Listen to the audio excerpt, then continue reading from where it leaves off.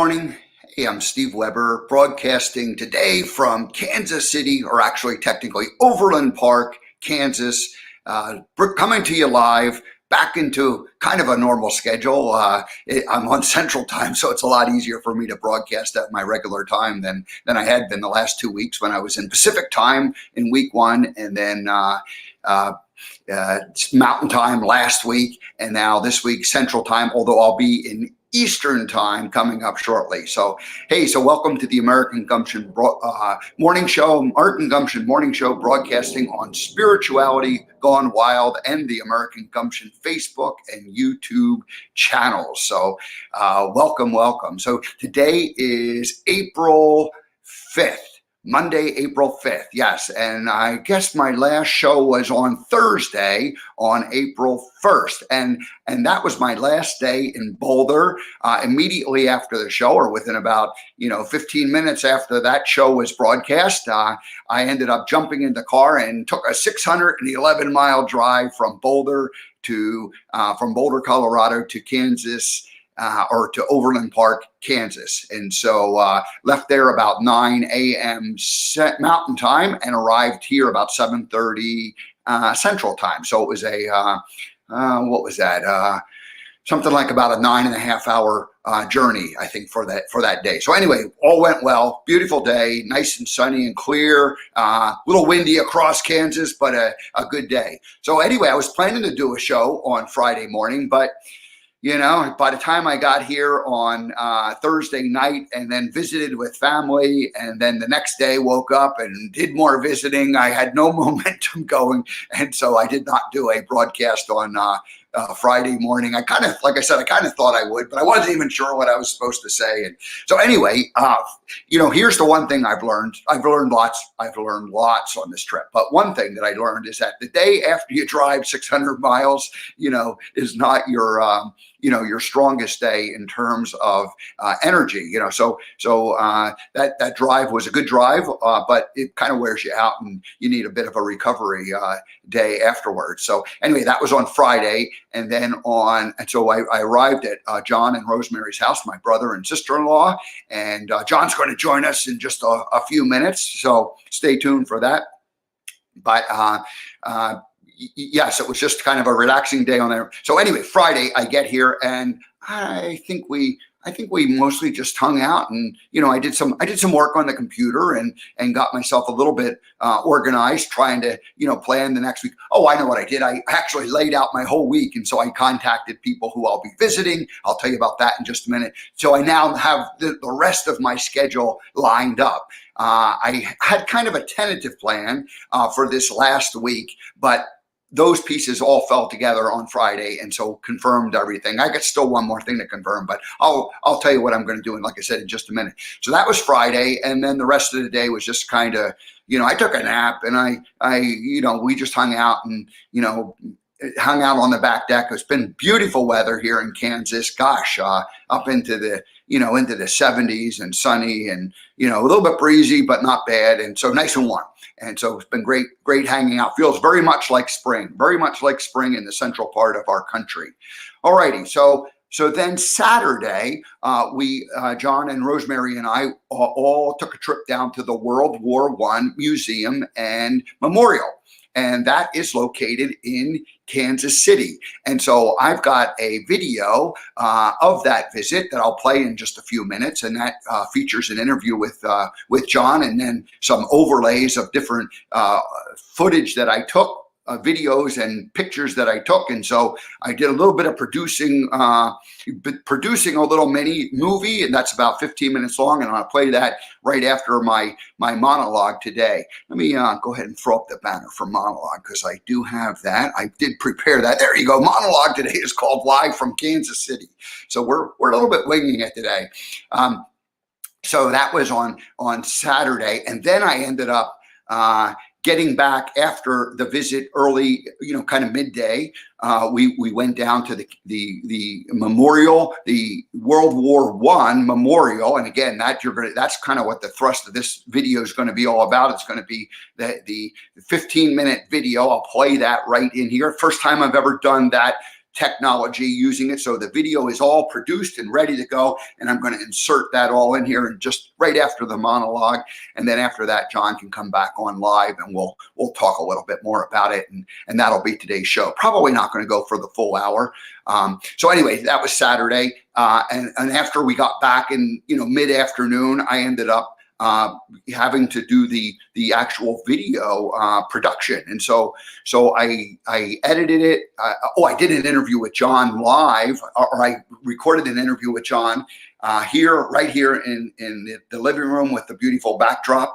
And then took all the footage that I had and produced a little movie. So that's what I'm going to play. All right.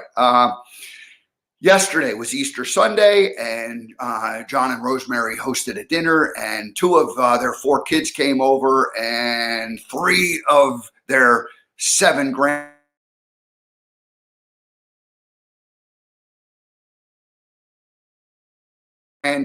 I'm losing. Oh, go back again. Nice family day for Easter celebrating, and so I enjoyed that very much.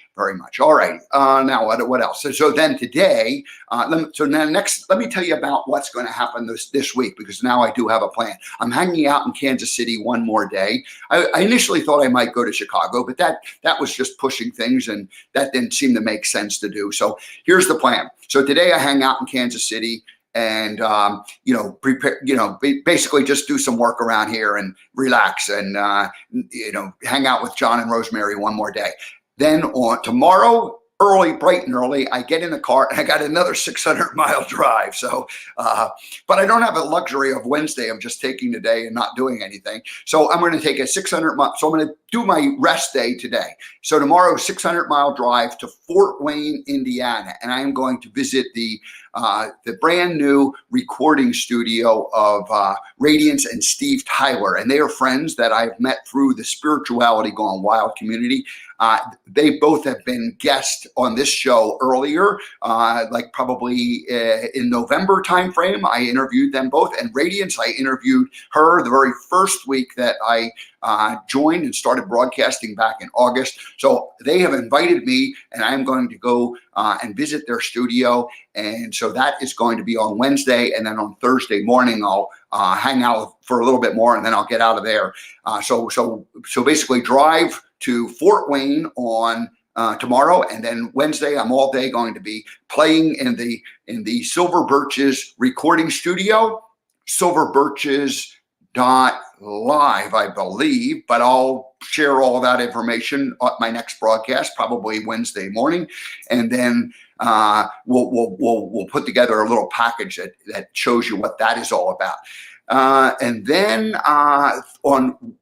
on Thursday, I will depart there. I don't have to leave at the crack of dawn. I only have to go a short trip from Fort Wayne to Akron, and I'll stay there, and I'll have dinner with a friend on Thursday night. And then Friday morning, I've got a short drive over the Pittsburgh area. And this is the one piece of the puzzle that's not confirmed, but the plan is to have lunch and spend a few hours with new friends, Ian and Dana. And that will take place midday. And then on the night of the night of Friday night, I will be spending with a childhood friend, Diane, from Our Lady of Good Counsel. Will in Ford City, Pennsylvania, and then either driving back on Saturday or Sunday to Montgomery County, north of Philadelphia. So that is the plan for the rest of this week. So the trip will come to an end and then next week, for 1 week from today, I'll be back doing my regular broadcast back from Pennsylvania. So that is like the plan for the next coming week. So tomorrow drive, Wednesday all day in Fort Wayne, Thursday over to Akron, Friday over to Pittsburgh, Pennsylvania, and then home over the weekend. So that's it. So I think I've covered everything I wanted to tell you about in the in this little opening monologue. So the rest of the show, what I'm going to do is I'm going to play a 15-minute recorded video, that produced video. Oh, I do have one more thing I should talk about. So my blog post yesterday was lessons learned I can't remember the name of it. Lesson learned. Oh, road trip lessons. That's what it was called. So yes, go to AmericanGumption.com. Please sign up for the weekly, my weekly Gump date that I send out once a week. Usually I send it out on Sunday. And so anyway, it was road trip lessons learned. And here's really what I learned from this road trip. Love meeting people, love the interacting. That part is lots of fun. That energizes me. And that's probably the favorite thing that I can do as I go out and live and work from the road in the future. Is the interacting with people is really the number one thing that I like to do better than anything else. The number two, and then traveling, of course, that was number three. Traveling is number three. That's been fun. The windshield time. I remember I learned that phrase, windshield time. It's this good therapy. Especially the western part of the country. It is gorgeous driving across the mountains, the Rocky Mountains. I really like that part of the country, and so it's just therapeutic to spend a few hours driving along. So in my case, I figured I spent 5 days, 5 kind of major driving days, and averaging about 450 miles on each of those days. So one of them was 600, and then a couple were certainly less than that. So by about 450. So that's most of the driving that I've done so far. So that's been real good. Now, the one thing I didn't do was allow myself enough time for what I'll just call creative time, because I've been busy. So I've been busy on days that I'm with people. I'm interacting, visiting, doing things. I've had pretty busy. That first week in Southern California was pretty much nonstop. And then last week I had an all-day appointment with Angie LaRue on Monday, and then went back and visited her again for about an hour midday, and then another dinner with Kathy Mason. So anyway, and then dinner with my nephew Jake last Wednesday, and then the driving day. So all through this trip, I've been busy either driving or visiting with people. And what I haven't had time to do is take the interviews that I've done, where I've recorded them, and then some pictures, and produce little stories. So I have three little kind of mini stories that are only like maybe going to be about 5 minutes long, that are not produced because I just haven't had the chance to sit down and take care of those and put them together. And then I've had I have one major story that's going to be longer. It could be 30, maybe even longer than that, of the whole event. And that was with the Angie LaRue last Monday. So those things will all be forthcoming. I'll share them either this week or next week, or in the future. I'll just add them into a segment. So that's kind of, so that was what I wrote about in this week's Gump Date, is the fact that, the visiting part, love that. The driving part, do not mind that. It's kind of fun to do. Just kind of, and just kind of being spontaneous and in the flow of the moment. That part's been lots of fun, lots of stimulation, lots of new ideas as a result of getting out and meeting people. So then the one piece of like the puzzle that has not been done, I just didn't allow myself enough time. And really that's the major lesson learned from this whole experience. And I called it the on the road beta, right? I was just going to learn and see what I needed to do. Well, my pace has been a bit too fast to take the things and produce the video. So that will be added in the future as I go out and live on the road. And of course, this was a 3.5 week trip, so you tried to jam as much in there as you could. But the one thing that I didn't allow was time to, just sort of sit down and my muscle for editing is not real strong. I've been editing for the last 5 years, but just haven't had a lot of practice with it. So anyway, that'll all get taken care of in the future. Alrighty, I think that's it for the monologue. So what I'm going to do now is I'll play the interview that I did with Brother John Weber, and then I'll bring him on live after that. The video portion is about 15 minutes long, and this is titled, it doesn't necessarily have an official title, but it's basically, I'm titling it the World War I Museum and Memorial. And so I did, we went and visited it on Saturday, and we looked at all of the, the different exhibits, and, learned a whole lot about it. And then afterwards came back here and I did about a 15-minute interview with John. And so this is going to be that interview discussing World War I. Now, if you're like me, you don't know that much. We kind of know a lot. We know a lot more about World War II than we do about World War I. So anyway, of course, that was 100 years ago, 103 or 105 years ago when it started. And so anyway, that's kind of the story from here. So alrighty, I think that's it. So let's go ahead and see. Now, here's one of the. So I broadcast on StreamYard. All right, and they have a technology that allows me to play a longer video. I've got it all set up. I believe this is going to work. So I will not be live for the next 15 minutes. I've got a pre-recorded video that I'm going to play. We hope it's all going to work, and we'll just see. And I should be off of the screen, so I should be able to talk with John or listen to this and hear it all, and then not have you guys hear me talking in the background. So we're going to find out if all this works. Live broadcasting is like a box of chocolates. You never know. All righty, let's see this. So this is the World War I Museum and Memorial. Hi, Steve Weber.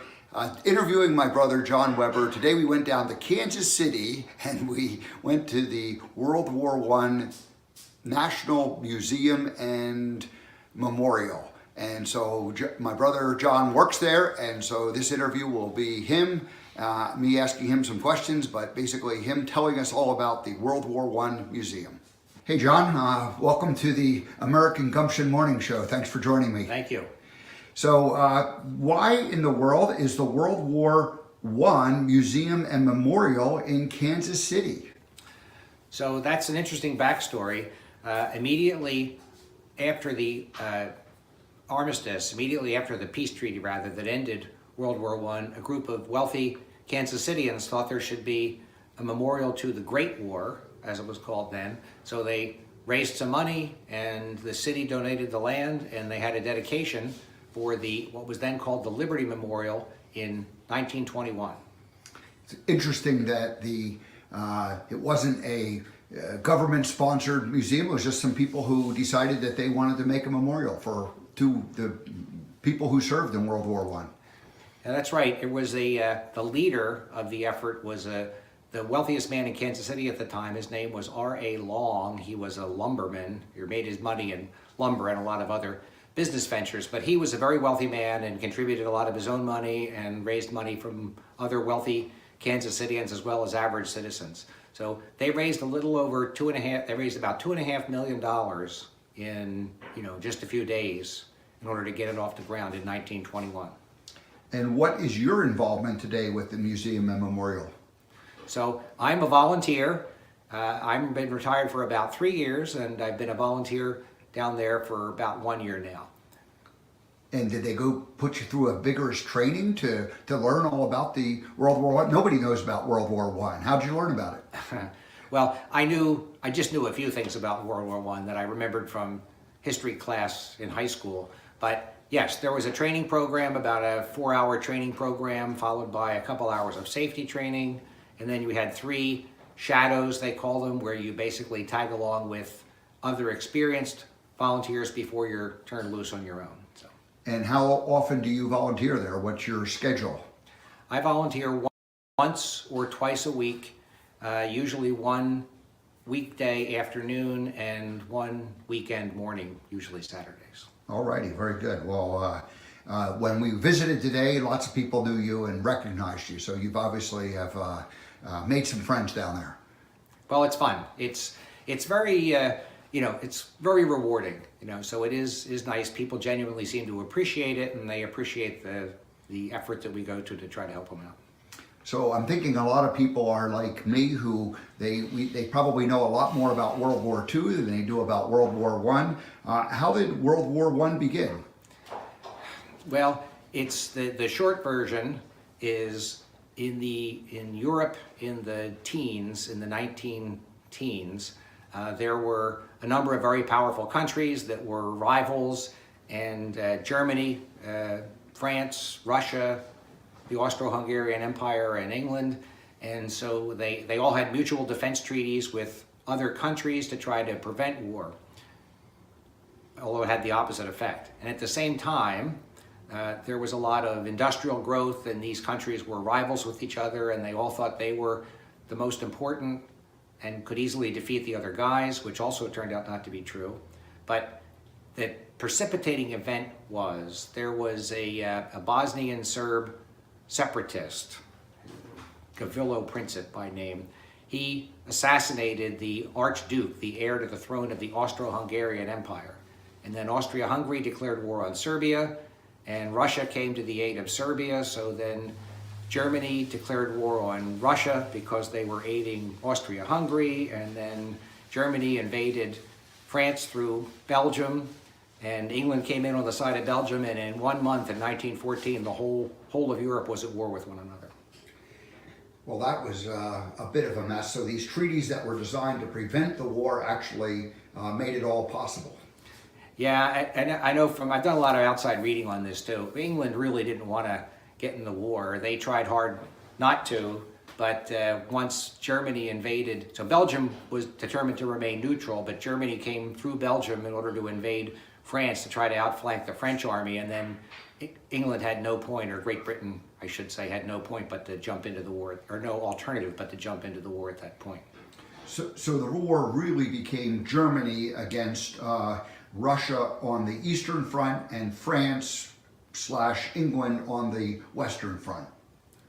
Primarily. So there were Germany had allies, Austria-Hungary and the Ottoman Empire, and so there was lots of fighting in other areas. But the main part of the war that we remember today is the Western Front, which was Germany versus France and Great Britain on the western side of Germany, the eastern side of France. And then on the Eastern Front, that was Germany versus Russia on the eastern border of Germany. The trench warfare is the term that comes to mind, and so basically both the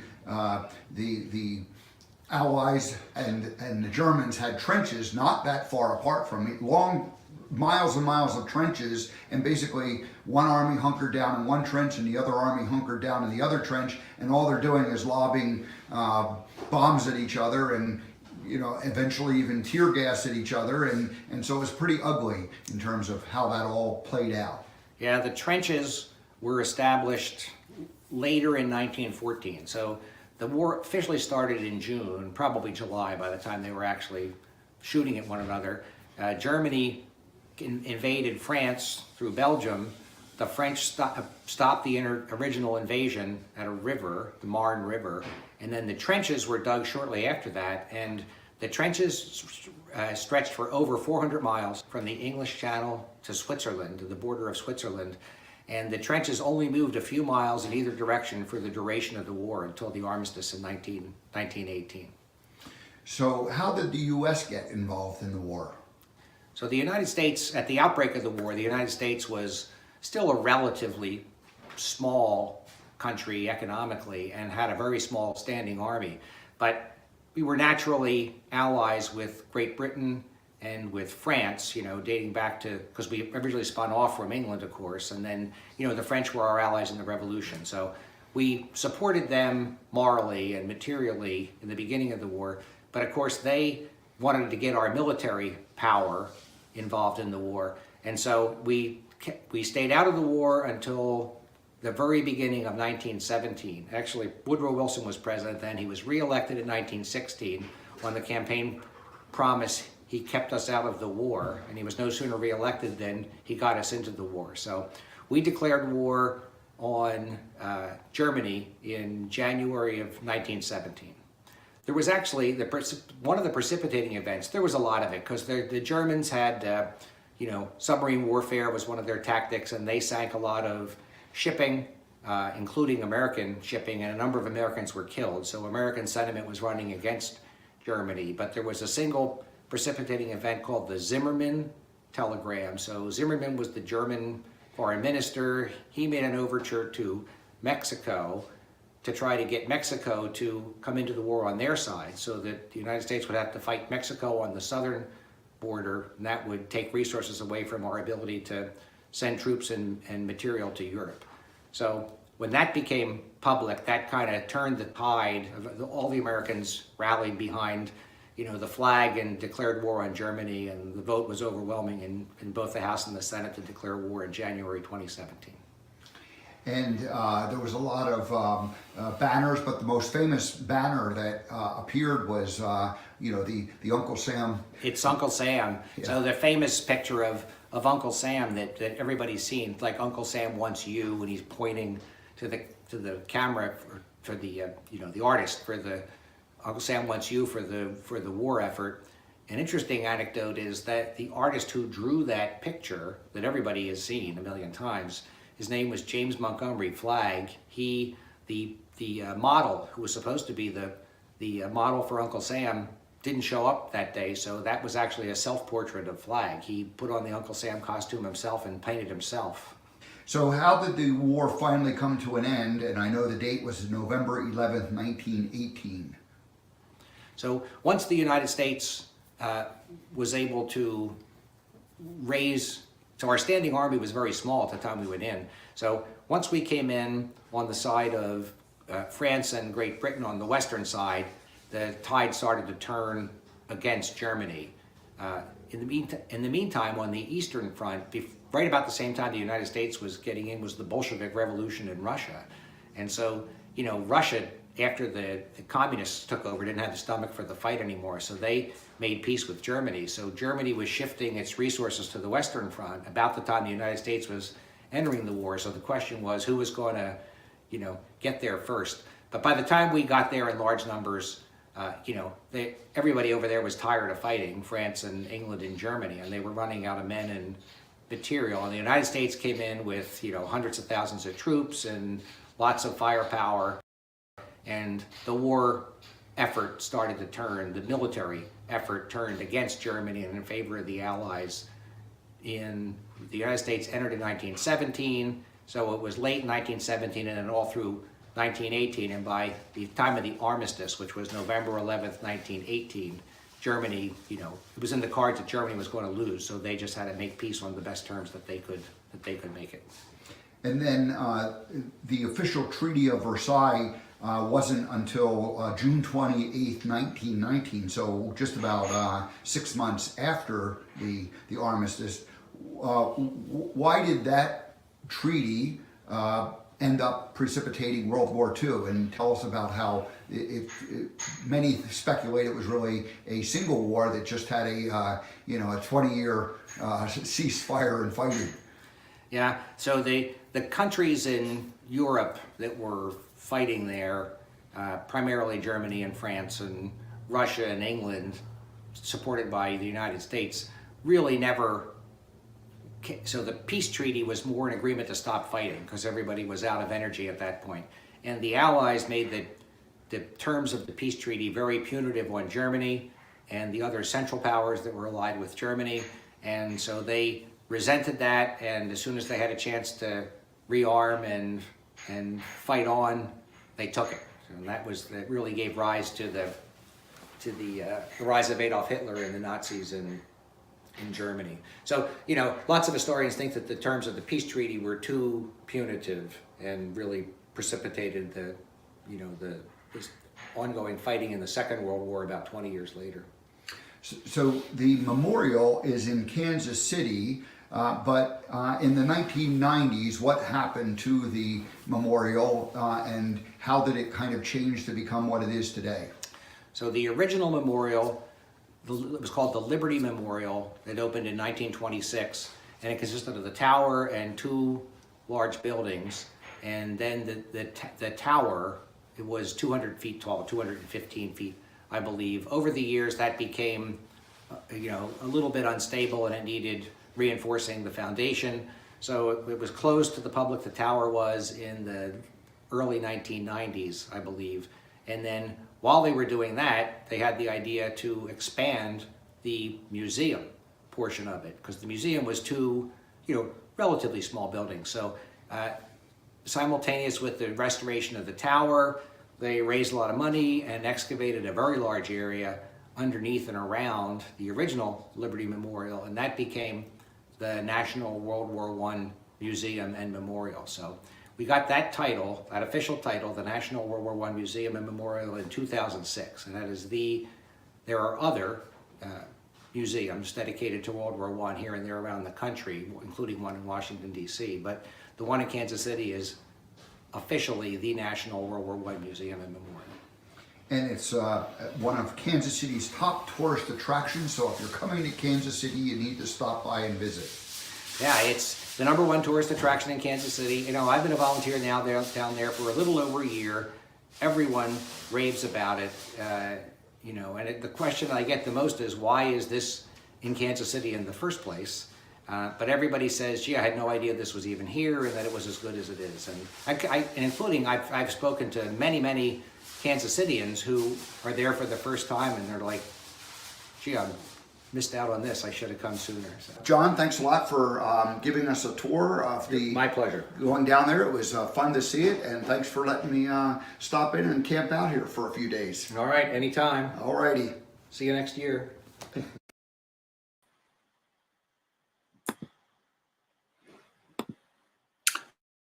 All right, we're back live doing the American Gumption Morning Show. John, welcome to the show.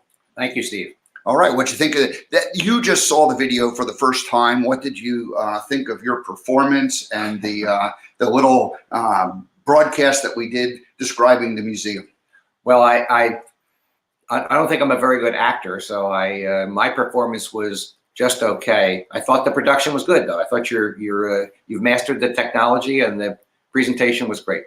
Well, I'm just happy that it actually worked. I knew that the technology to record it in advance and then play it and stream it works. So that's actually a pretty good technique. As I go and live and work from the road for the next few years, I can produce these little videos and then bring them on to the live show and intersperse them and then sometimes follow up and have an interview, live afterwards. So hey, we're just making this up as we go along. So this is an idea that I was thinking about and so happy that it worked out. So anyway, I've been here the last couple of days visiting with you. Thanks for letting me barge into the house and stay with you a few days. Nice to have you here. Come anytime.